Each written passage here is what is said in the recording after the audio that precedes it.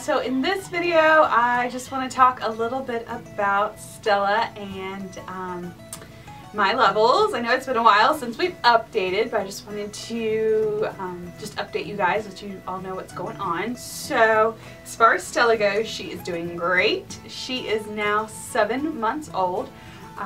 It's flying by so quick. I think the last video I did was 3-month update. So just to update you guys of what's going on with her now. So let's see, 3-month update. I think that she had just started trying to roll over. She was rolling over from her belly to her back, and she still has not rolled from back to belly to this day. She refuses. She will not do it. She does not like being on her belly. If you put her on her belly, she will immediately roll to her back. I don't think she'll ever crawl because of that reason. She has the upper body strength to hold herself up because, you know, when we put her down, she stiffens her arms and she can hold herself up for a good while. She just refuses to stay on her belly for that long. So, and that's fine. Some babies don't ever crawl. I think my mom said that I didn't really ever crawl. So that's cool. Whatever she wants to do. She is sitting up now. So yeah, if you just put her down, she can sit up by herself, no problem. She started doing that, I think, the beginning of December. So right after she hit 6 months old, pretty much, she started sitting up. She turned 6 months old right after Thanksgiving. And that's really why we haven't really updated. We have been so busy every weekend for the holidays, from Thanksgiving all the way up through until this weekend. We have been so busy. And technically we were going to have a birthday party this weekend, but it got canceled due to snow. So we did not go to that today. Excuse me, yesterday. I get my days mixed up.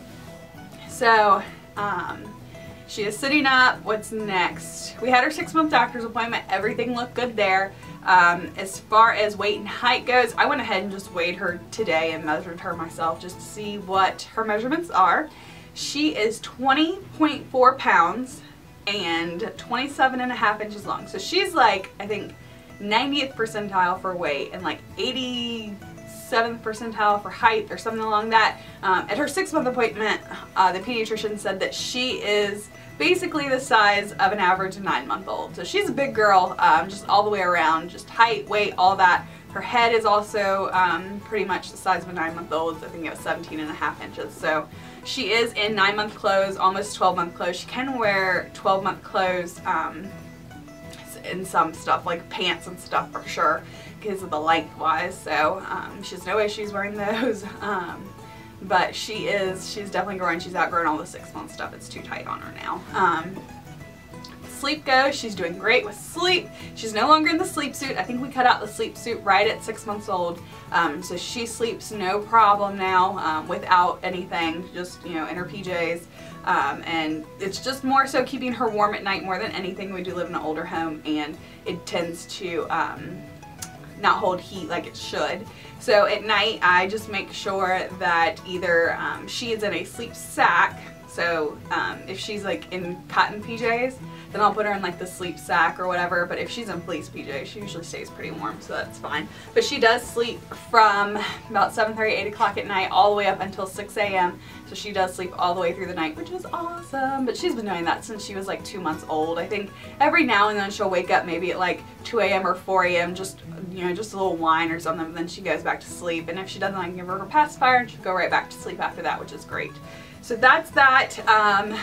What else is going on with her? As far as like thyroid levels and stuff go, as far as I know, she's fine. They would not test her anymore until we had reason for them to test her. So if we thought like, oh, you know, she's exhibiting signs of hypothyroidism or hyperthyroidism, then they would go ahead and test her blood work. But as far as that, she's fine. As you can see, like in the beginning of the video when I held her up, she does like have a lot of hair like right down the middle of her head. So it looks like she has a mohawk. She does not. She does have hair like on the sides and a little bit on the back, but for the most part, all of her thick hair is like right down the center of her head. It's so funny. I keep joking that I'm gonna like color it and spike it for her. But it is cute. We can stick a bow in it for the most part. She wears headbands. We have just pretty much had a lazy day today, so she's still in her PJs. And what else is going on with her? Oh, she's a good eater. We did start the baby-led weaning, and she does awesome. The girl can throw down some food, and she loves everything that we give her. The girl has had mashed potatoes. She has had green beans. She's had corn. She's had different types of melons like watermelon, honeydew melon. She has had, today she had eggs for the first time. It was like a scrambled egg casserole that I made and she loved it. What else? I mean, oh, she had steak. The girl had steak the other night for the first time. And if you read like the baby-led weaning like forums and stuff, they're like, oh yeah, you know, just give them a big old chunk of steak. They'll suck the juices out of it. They love it. So I give her this big old chunk of steak and I'm like, here you go. And I'm like watching her like a hawk. Like, okay, I'm just waiting for you to like choke or something on it. She did not choke, but she did eat it like a Viking. Like, I mean, she just took the steak and just like gnawed into it and ripped it away. And she had a big old chunk in her mouth. And I was like, oh my gosh. But she ended up gnawing it down, like, you know, just gumming it to death and then swallowing it. And she did great and she loved it. Like, it was awesome. She, like I said, she is a very good eater. She loves anything that we give her. It's pretty good. Another thing going on with her is no teeth yet. Like I said, she's 7 months old. I think they normally get teeth between like 6 and 8 months.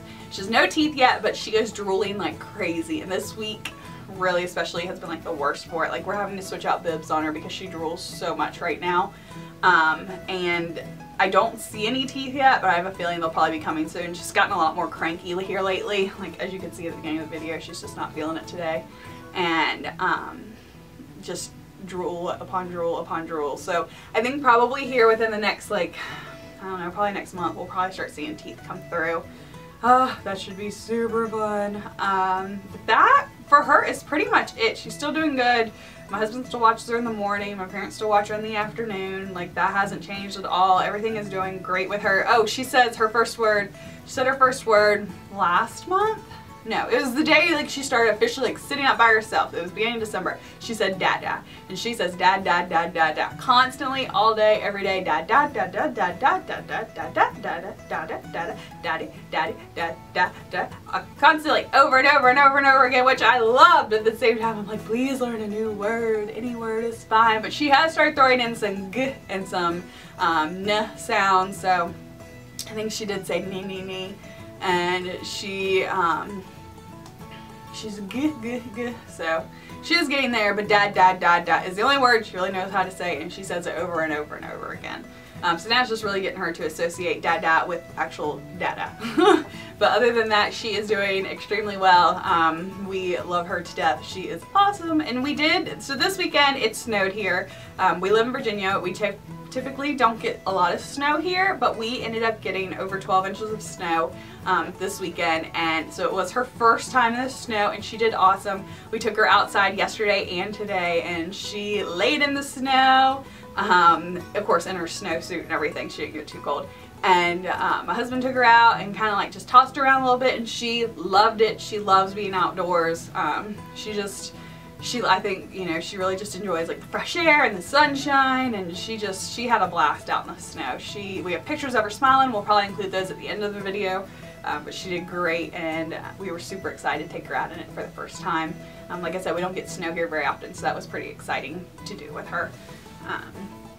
So as far as that goes, she's doing extremely well. I think I've mentioned all of her first that she's doing, sitting up, first words, what size clothing she's in, all that good stuff. If you have any more questions about like what she's doing, you can just comment below and I'll answer if I can. Okay, so just to give a quick update with my thyroid levels. Okay, so I had an endocrinologist appointment back in September and then I had one in December. And between those two appointments, my thyroid levels really haven't changed. My TSH, which the thyroid stimulating hormone, is pretty much non-existent. And my T3 and T4 are still like a little too fast. So, I mean, they're almost normal, but not quite. So basically, my thyroid levels were normal like a year before getting pregnant. I got pregnant, thyroid levels were normal, but then they decrease your meds the further into your pregnancy you go.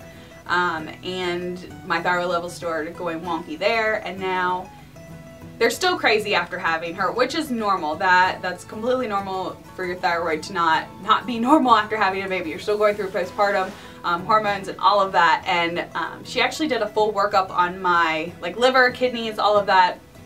My red blood cell count, she said, was a little low. I think normal is 80, mine was 76.9, but she said that's still probably postpartum just from having a baby. But liver, kidneys, all of that look good. She does that just because of taking the meds for so long. Like, of course, you know, any medication over time can affect your liver and your kidneys, anything like that. So she does do that pretty much at least once a year, if not once every 6 months, just to see, just to make sure that, you know, I'm still healthy, everything's going good. But I am at 30 milligrams methimazole right now. I think before I was at 15 or 25 last time I updated. I think it was 15. But I am at 30 now, so we will see how that works, and I hope to keep you guys posted. I do not have another endocrinologist appointment until March, and Stella doesn't have another doctor's appointment until March.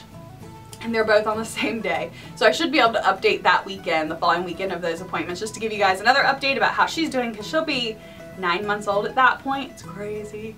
And then I'll know a little bit more about my levels. Hopefully the 30 milligrams methimazole will get my levels back to normal. But other than that, everything's going good. As far as symptoms with me, I feel really good. I still have a little bit of hand tremors and stuff. Of course you can't see in the video because it would be hard to see, but still have a little bit of hand tremors going on. Rapid heart rate a little bit, not too bad. But it really, I mean, once my thyroid levels kind of level out and aren't too fast, then I should be feeling 100% better. But for right now, as far as postpartum goes, I feel really good after having her. I mean, it's been 7 months, so I would hope so, but I know some people don't. But hormone-wise and stuff like that, like, I feel great. But everything is going good with all of that. But I just want to give you guys an update and hope to see you next time. Bye!